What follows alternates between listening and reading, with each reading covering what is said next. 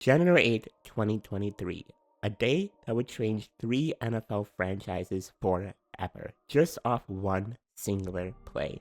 That play, you ask? It was a Hail Mary on 4th and 20, a toss-up play that, if we're gonna be honest, never should have worked. It should have led to a Colts win. It should have led the Texans securing a #1 overall pick. But if there's one thing we know about sports, the unexpected, the craziness always wins. And that's the beauty of sports. But enough talking about sports. That's what you all came here to do. You love sports, just like me. Let's talk about how this one play changed three NFL franchises: the Bears, the Panthers, and the Texans. But before we do that, you all know the spiel. Make sure you subscribe, smack that like button, and watch this video all the way to the end, and support me because we're making a lot more videos. So stay tuned and subscribe and dial in for the ride. But before we can talk about the significance of the play, let's discuss how we got here.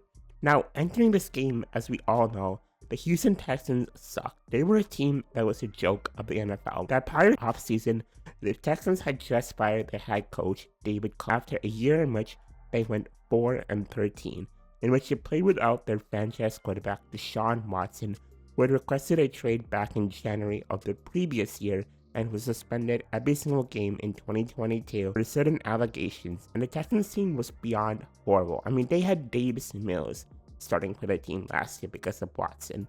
And then in that offseason, the Texans had a bit of an overhaul. First, they had Lovie Smith. Then they traded Deshaun Watson to the Cleveland Browns, getting a much-needed divorce over teams like the Panthers, Saints, and Falcons. And although this move netted the Texans a boatload of picks in 2022, including a 2022 first-round pick, a 2023 third-round pick, and a 2024 fourth-round pick, it left the Texans with a major hole at quarterback. And in the class that had a pretty unimpressive quarterback, to say the least, the Texans decided to use their 2 draft picks to build around Davis Mills, who at least showed a bit of promise, unlike that QB class other than Birdie. The Texans just hoped and prayed that he would be the guy, and they decided to select David Singletary and Kenyon Green. And that experiment turned out as well as any NFL fan could have said. The Texans were a massive failure. Now, prior to that Colts game, Davis Mills had 14 TDs and 13 picks, threw for 2,820 yards, and the Texans fans were ready for Bryce Young to come in and be the savior that they needed. But that Texans game changed everything. In that game, the unprecedented happened. Davis Mills and Lovie Smith turned into the heroes that Chicago and even Houston needed. On 4th and 20, Lovie Smith decided to go with, hey, you know what? You guys are going to fire me anyway, so might as well win. And he decided to go with a Hail Mary, and on that play, Mills rolled out the pocket, evaded pressure, and threw an effort someone is going to catch it kind of throw, and threw a perfect ball to Jordan Atkins for a TD. And the Texans won in an unusual fashion, securing the #2 overall pick, and the Bears securing the #1 overall pick. And the Bears basically secured this after a less than ideal season. You see, in the 2022 offseason, the Chicago Bears entered the season with some major question marks. That previous season, the Bears had ruined Justin Fields' rookie year in the worst way possible by allowing Matt Nagy and Ryan Pace to develop him on their last year, allowing Fields to be thrust into a starting lineup after receiving minimal first-team reps against the Bengals, and then having Justin back 9 times against the Cleveland Browns in his first starting game. Fields struggled that season in an offensive plan that really wasn't suited towards his playing style, and an offense that really wasn't talented around Allen Robinson, who was barely there, Cole Kmet, and Darnell Mooney. Really a recipe meant for disaster. And not only for Justin, but also for the Bears, made some major changes that season. That season, the Bears fired Matt Nagy and Ryan Pace and decided to hire Ryan Poles, the director of player personnel from the Kansas City Chiefs, and the former DC from the Colts. And like any new regime, Poles and Eberflus started afresh, trading guys like Khalil Mack and cutting guys like Allen Robinson to relieve cap and really make that team younger. But that had brought an issue. For a team that already lacked offensive firepower, cutting Allen Robinson, who had 9 TDs the year prior, and getting guys like Dante Pettis, EQB, Emir Smith Marset were band-aid moves that really were not going to solve the root issue at the receiver position and were really only a band-aid. And the Bears really lacked that firepower at receiver, at edge as well, since they traded Khalil Mack and would also trade Robert Quinn in a 2022 mid-season trade. So entering the 2023 season, there were some major question marks surrounding the Bears.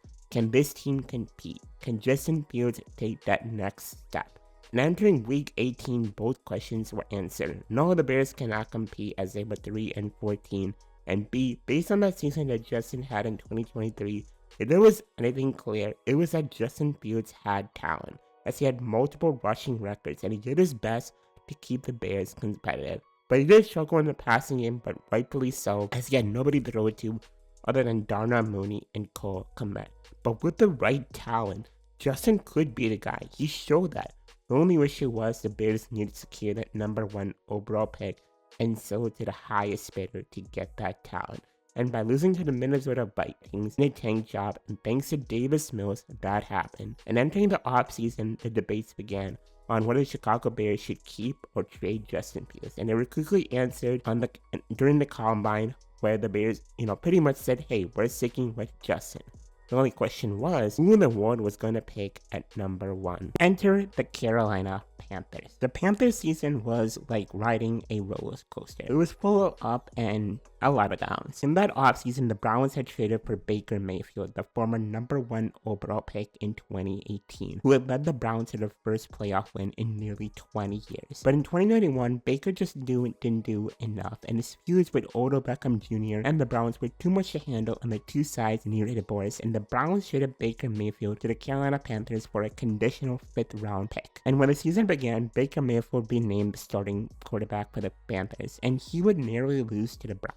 Unfortunately for him, that would be the peak of his career with the Panthers. The Panthers would beat the Saints in week 3, but fall to the Cardinals and would get demolished by the 49ers, after which big changes were made by new owner David Tepper, who decided to fire Matt Rule and promote Steve Wilks as head coach, and all the attention and success would be shifted to Baker Mayfield. But unfortunately for Baker, things really wouldn't improve, and Baker's poor play would force Wilks and the Panthers to bench him in favor of Sam Darnold, who would prove to be somewhat viable as he would lead the Panthers to a 4-2 record. But unfortunately, Sam Darnold was Sam Darnold. The Panthers decided to rightfully move on. And to begin that process, the Panthers decided to hire former Colts head coach Frank Reich.